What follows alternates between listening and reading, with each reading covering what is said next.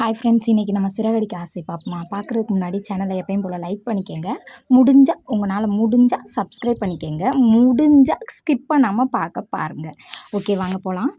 வக்கீல் அம்மாவுக்கு ரொம்ப டென்ஷன் ஆயிடுச்சு. என்னன்னு பார்த்தீங்கன்னா, மனோஜ் கடையில் தான் ரோஹிணியை பார்த்த உடனே என்னங்கடா இவங்க டைவர்ஸ் போடுறன்றாங்க, வீடு ஏலத்தில் போது செய்யுங்கன்றாங்க, இப்படி ஒவ்வொன்றா சொல்லிவிட்டு திரும்ப பார்த்தீங்கன்னா எல்லாம் ஒன்று சேர்ந்து இருக்காங்களே அப்படின்னு சொல்லிட்டு டென்ஷன் ஆகி வக்கீல் அம்மா ஃபோன் பண்ணி பேசுகிறாங்க. மனோஜும் ரோஹிணியும் சேர்றதா இருந்தால் எதுக்கு தேவையில்லாமல் வக்கீலுக்கு பார்த்துக்கிட்டு நீங்கள் வக்கீல் இதை வேணால் கேன்சல் பண்ண விஜயா அப்படின்னு சொல்லி வக்கீல் சொல்கிறாங்க. என்ன சொல்கிறீங்க, எனக்கு ஒன்றும் புரியலை அப்படின்னா உங்கள் மைண்டே போய் கேளுங்க அப்படின்றாங்க. அப்புறம் பார்த்தீங்கன்னா, இன்கம் டேக்ஸ் ஆஃபீஸர் இருக்கார்ல, அவர் வந்து முத்து மீனாவும் இங்கே வந்திருக்காங்க, பணம் கொடுத்தார்ல அவர் ஆஃபீஸ்க்கு வந்திருக்காங்க. வந்தப்போ அங்கே இருக்க ஒரு ஸ்டாஃப் சொல்கிறாங்க, உங்களை தான் வர வேணான்னு சொன்னோம்ல, எதாக இருந்தாலும் சார் பார்க்குறேன்னு சொல்லியிருக்காருல, சார் வெளியில் போயிருக்கார், என்னை அன்னை அலைய விட்ட மாதிரி இன்றைக்கி அலைய விட முடியாது அப்படின்னு, என்ன சப்போர்ட் கால் கூப்பிட்டு வரீங்களா அப்படின்னு கேட்குறாங்க. அப்புறம் அவர் சொல்கிறாரு, நான் தான் இன்கம் டேக்ஸ் ஆஃபீஸர், இதை போய் உங்கள் ஓனர்கிட்ட சொல்லுங்கள், உங்கள் ஓனர் என்ன சொல்கிறாருன்னு கேட்டு அதுக்கப்புறம் எங்களுக்கு பதில் சொல்லுங்கள் அப்படின்றாங்க. சரின்னு சொல்லிட்டு அப்புறம் அவரே உள்ளே இருந்தார், ஆஃபீஸர் உள்ளே இருந்தவர் விறுவிறுன்னு வந்து, சார் ஏங்க சார் வெளியில் நிற்கிறீங்க, உள்ளே வந்து பார்க்கலாம்லாங்க சார் அப்படின்னு சொல்கிறாங்க. சரின்னு சொல்லிட்டு அவங்கள உள்ளேயும் கூட்டிகிட்டு போகிறாங்க. முத்துமீனா நீங்களும் வாங்கன்னு சொல்லி அந்த இன்கம் டேக்ஸ் ஆஃபீஸர் கூப்பிட்டு போகிறாங்க. உட்காருங்கன்னு சொல்லி உட்கார சொல்லிவிட்டு, எதுக்காண்டி நீங்கள் வந்து இவங்களுடைய வீட்டை ஜப்தி பண்ணீங்க அப்படின்னு கேட்குறாங்க. இல்லை, அவங்க 48 லட்சம் தரணும், அவங்க தான் 10 லட்சம் கொடுத்துருக்காங்களா, அதுக்குள்ளே நீங்கள் ஏன் இப்படி இந்த வேலை பார்த்தீங்க அப்படின்ட்டுன்னு அவர் ஒரு மாதிரியா திக்கி திணறாரு. சரி, நீங்கள் எதுவுமே பண்ணலைன்னா ஏன் உங்களுக்கு மூஞ்சி கிஞ்சிலாம் இந்த வேர்க்குது அப்படின்னு சொல்லி முத்து கேட்குறாரு. அப்புறம் பார்த்தீங்கன்னா, அவர் சொல்ல வேண்டிய சூழ்நிலை ஆகுறனால சொல்லிடுறாரு, சிந்தாமணி அம்மா தான் பணம் கொடுத்துருக்காங்க, எனக்கும் அவங்களுக்கும் கொஞ்சம் டீல் இருக்குது, அதனால அவங்க சொல்கிறத நான் கேட்குற மாதிரி ஆயிடுச்சு, அவங்க தான் எல்லாமே செய்ய சொன்னாங்க, அவங்க தான் இவங்க வீடை சீல் பண்ண வைக்க சொன்னாங்க, எல்லாமே செய்ய சொன்னாங்க அப்படின்றாங்க.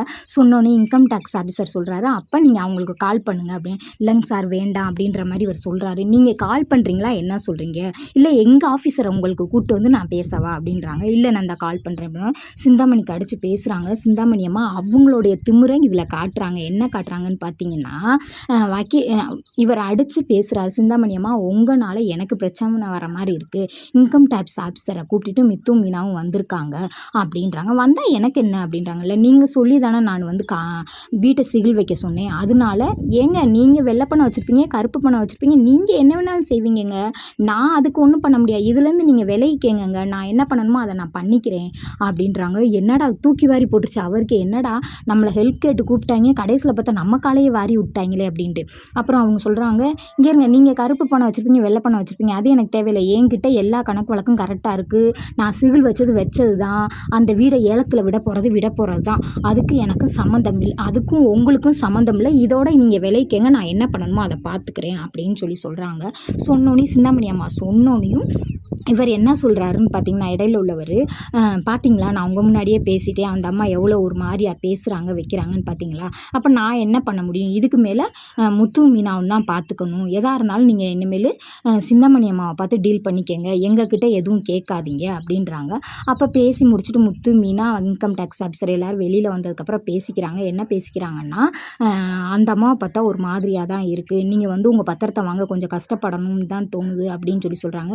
இதுக்கு மேலே நான் எதுவும் பண்ண முடியாது அப்படின்னு சொல்லி இன்கம் டேக்ஸ் ஆஃபீஸர் சொல்கிறார். சார், எனக்கு இவ்வளோ தூரம் நீங்கள் ஹெல்ப் பண்ணதே ரொம்ப பெரிய விஷயம் சார், ரொம்ப தேங்க்ஸ் தான் அப்படின்னு சொல்கிறாங்க. அதோடு அங்கே முடிஞ்சுட்டு அப்படியே மனோஜோட கடையை காட்டுறாங்க.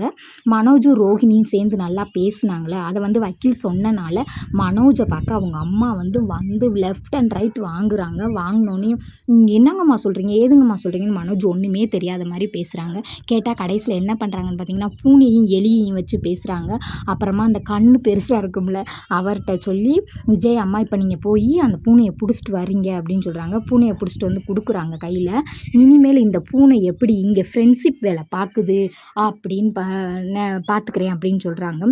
விஜயா சொல்கிறாங்க, இன்னொரு தடவை இந்த கடைக்கு ரோஹிணி வந்தானா நான் என்ன பண்ணுவேன்னு தெரியலடா, அவள் வந்து பூனையை வச்சு எலியை பிடிக்கிற மாதிரி வரலடா, அவள் ஒன்றைய பிடிக்கத்தாண்டா வந்திருக்கா, பார்த்து இருந்துக்கடா அப்படின்னு சொல்லி இந்த கடையில் நடக்கிற அத்தனையும் எனக்கு செல்லில் வரணும்னு சொல்லி வாங்கிக்கிட்டு போகிறாங்க. அதோட நாடகம் முடிஞ்சு.